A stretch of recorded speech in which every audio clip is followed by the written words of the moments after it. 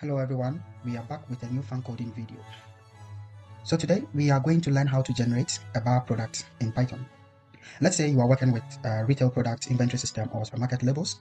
You can use the EAN-13 as a global standard to just label your product. The first thing we need to do, like always, is to import the EAN-13 library.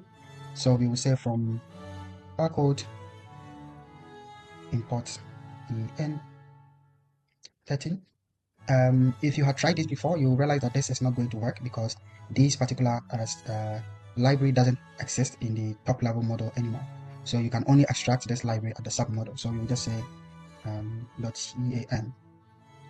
And we can also say from barcode writer import image writer because we are going to use this to generate the image. Our barcode has 12 product code.